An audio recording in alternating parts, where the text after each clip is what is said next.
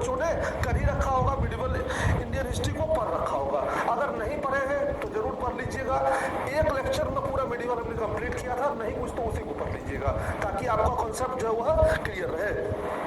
तो चलिए आज अपने चैप्टर की शुरुआत करते हैं और इस चैप्टर में हम लोग देखेंगे मुगल साम्राज्य को एक अलग निगाह से, यानी किसान की क्या स्थिति थी, जमींदारी व्यवस्था जिसका उद्भव हो गया, जमींदारों की स्थिति क्या थी और राज्य का उससे क्या संबंध था, आम जनजीवन का क्या संबंध था, समाज में महिलाओं की क्या उपयोगिता थी, पुरुषों का क्या रोल था। तो इन सारे ही चैप्टर, सारे विषयों पे इस चैप्टर में डिस्कस किया गया है और एक पुस्तक के माध्यम से विशेषकर आईने अकबरी का उल्लेख करते हुए, जिसके लेखक अबुल फजल माने जाते हैं, उसका उल्लेख करते हुए इस पुस्तक में विशेष तौर पे कृषि व्यवस्था का जिक्र जो है वह बार बार किया गया है। चलिए चैप्टर की शुरुआत करते हैं और कुछ मूल पॉइंट्स देखते हैं। जैसे हम सबसे पहले देखते हैं पीजेंट्स, जमींदार एंड द स्टेट्स। तो आपको क्या दिख रहा है? पीजेंट्स, एग्रीकल्चर प्रोडक्शन और ज्योग्राफिकल डाइवर्सिटी। इसका तात्पर्य यह है कि जो किसान थे और जो कृषि उत्पादन था वह कुछ हद तक जो है ज्योग्राफिकल डाइवर्जन पे या डाइवर्सिटी पे, यानी कि भौगोलिक विविधता पे भी आधारित था। इसका तात्पर्य यह है कि जिस जगह पे अच्छी फसल, जिस जगह पे अच्छी मिट्टी होती थी उस जगह पे अच्छी खेती होती थी, जहां पे अच्छा बारिश होगा या जहां अच्छा मानसून आएगा वहां पे जो है खेती अच्छी होगी। तो ये किस पे डिपेंड करता था? ये डिपेंड करता था भौगोलिक विविधता पे। अब आपको लगेगा सर यहाँ से क्या सवाल दे देगा? सिंपल अगर मान लीजिए लिख देगा कि कृषि उत्पादन भौगोलिक विविधता पे निर्भर करता था, अभिकरण, और वो एक कारण आपको दे देगा। तो ऐसी स्थिति में ये सारे कॉन्सेप्ट जो हैं, की पॉइंट्स जो हैं, वो आपके दिमाग में रहने चाहिए, बड़ा इंपॉर्टेंट हो जाता है। अच्छा, स्रोतों की तलाश में हम जब भी हिस्ट्री को लिखते हैं तो क्या करते हैं कि हमने किस सोर्स के आधार पर भाई लिखा हिस्ट्री को। तो इस चैप्टर में कहा गया है कि ऐतिहासिक महाकाव्य, अभिलेख, महत्वपूर्ण इतिहास, आईने अकबरी, गुजरात, महाराष्ट्र और राजस्थान के रिकॉर्ड्स और किसान और उनकी भूमि की खेती और व्यक्तिगत स्वामित्व के इनके इतने आधार पर जो रिकॉर्ड के आधार पर जो है वो चीजें जो है हमने इस चैप्टर में चीजों को डाला है। और फिर है कि किसान और उनकी भूमि जो थी वह व्यक्तिगत स्वामित्व के सिद्धांत पर आधारित थी। किस पर आधारित थी? Cultivation was based on the principles of individual ownership. व्यक्तिगत स्वामित्व के आधार पर किसान की खेती जो वो थी। सिंचाई और प्रौद्योगिकी की बात करें तो कृषि का विस्तार जो है वो हो रहा था उस जमाने में।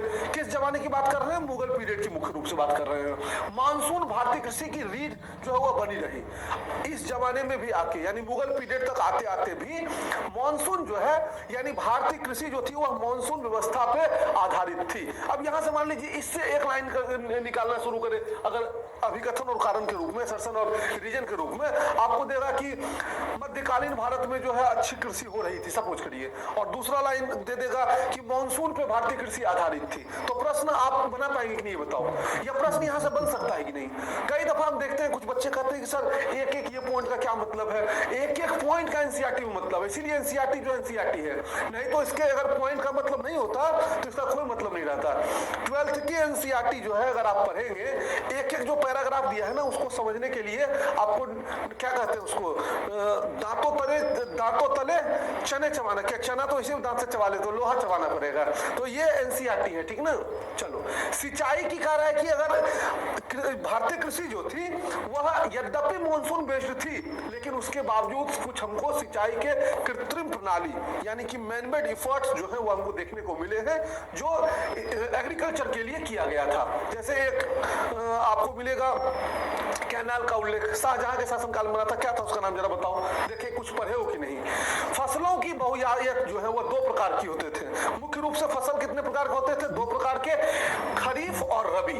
ये दुनिया के विभिन्न हिस्सों से भी भारत में उस समय नई फसलें आई थी, जैसे टमाटर आया। अब हम देखते हैं आईने अकबरी में जो है बिल्कुल लास्ट में जाके जो है आईने अकबरी में उल्लेख नहीं मिलता है, ये सॉरी जहांगीर जो है हम देखते हैं उसको क्या टोबैको को जो है उसको बैन करता है। तो कई ऐसे फसलें थी, पोटैटो जैसे है वो आपको यूरोप से पुर्तगाली जो वो लेकर आता है। तो कई ऐसे फसलें थी जिनका हम देखते हैं कि बाहरी दुनिया से, यानी कि आउट ऑफ इंडिया से भी हुआ है। बाहरी दुनिया का तात्पर्य जो है वह यही है। इसके बाद है कि कृषि समाज की मूल इकाई जो थी वह गांव थी। गांव में ही जो है कृषि, वैसे आज अभी भी होता है, तो उस समय भी कृषि की मूल इकाई क्या थी? गांव थी। और गांव में कौन रहते थे? किसान रहते थे, जो कई मौसमी कार्य जो है, कई जो है सीजनल वर्क जो वह किया करते थे। पूरे वर्ष कृषि उत्पादन को मिट्टी की जुताई, बीज बोने से लेके फसल के पकने और कटाई तक उनका कार्य जो हुआ होता था। पंचायत का मुखिया, जिसको मुकद्दम या मंडल के नाम से जाना जाता था। अब पूछ लेगा कि मुकद्दम कौन होते थे, तो मुकद्दम पंचायत के मुखिया होते थे, या मंडल कौन होते थे, तो उनको भी पंचायत का मुखिया ही कहा जाता था। ये एक इंपॉर्टेंट गांव में रोल प्ले करते थे, और ये तभी तक अपने पद पे रहते थे। एक चीज यहाँ और ऐड कर दे, ये तभी तक अपने पद पे रह पाते थे जब तक इनको गांव के बुजुर्गों का सहयोग जो है वह प्राप्त है। अगर हम पश्चिमी भारत से बात करें, वेस्टर्न इंडिया की, तो पश्चिमी भारत में कौन कौन सा क्षेत्र आएगा, जरा बताओ पहले। पश्चिमी भारत में कौन कौन सा क्षेत्र आएगा, जल्दी बताइए। पश्चिमी भारत में कौन कौन सा क्षेत्र आएगा, समझ में आ रहा है कि नहीं चैप्टर? बहुत मतलब हम इसमें उसके टर्मिनोलॉजी में जाएंगे नहीं, सिंपल जो आपका की कॉन्सेप्ट है बस उसको दे देंगे, जिससे कि आप कोई भी सवाल कर पाओ आसानी से, चाहे असर्शन रीजन दे, चाहे पैराग्राफ दे, चाहे वो आपको कितने भी जो है क्वेश्चंस को क्यों ना घुमा दे। और एक चीज और मैं बता दूं कि आप लोगों का हम लेने वाले हैं, आज हो गया 31 तारीख, कल 2 तारीख को हम सोच रहे हैं आपका करा दें। 2 को शाम में जो है, 2 को शाम में 4 बजे से या 6 बजे से, अब आप बता दीजिएगा टाइम जो है, 6 आवर्स का एक सेशन, जिसमें पूरा मॉडर्न हिस्ट्री आपका जो है, चूंकि वहां है 5-6 चैप्टर्स, तो अपना जितना मॉडर्न हिस्ट्री है एक ही बार में लगातार 6 घंटे बैठ के हम कंप्लीट कर ले।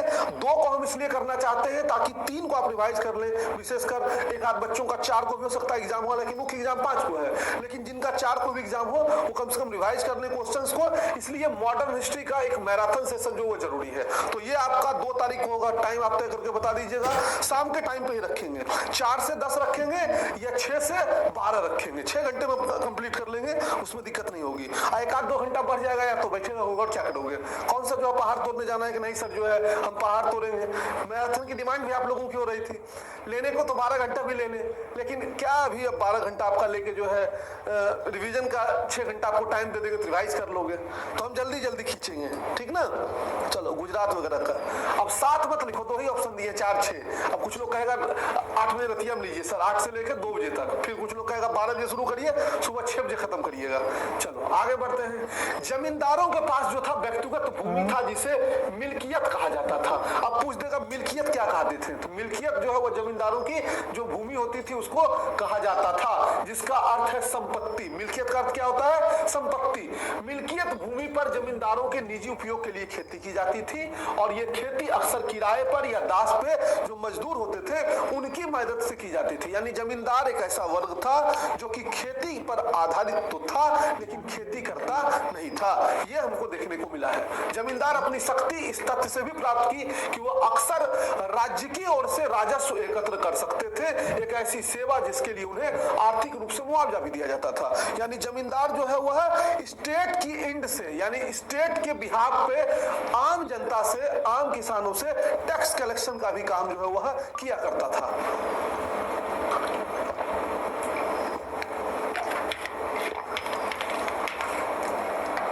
प्रत्येक प्रांत में खेती और खेती योग्य भूमि को जो है वह मापा जाता था। अकबर के शासनकाल के दौरान एन से, एन यानी आइन से, इसको आइन ही कर देते हैं, एन समझने में आपको दिक्कत होगी। आइन ने जो है ऐसी भूमि के समुच्चय को संकलित किया। बाद के सम्राटों ने भी भूमि को मापने का प्रयास जारी रखा। जैसे 1665 में औरंगजेब ने स्पष्ट रूप से अपने अधिकारियों को भूमि मापने हेतु निर्देश दिया। इसका तात्पर्य यह है कि मुगल साम्राज्य में जो शासक थे वह इस बात से भली भांति अवगत थे कि भूमि का माप जो है वह कितना महत्वपूर्ण है। टोटल टैक्स कलेक्शन के लिए उनके पास जानकारी होना चाहिए कि हमारे पास कितनी जो है कृषि योग्य भूमि है और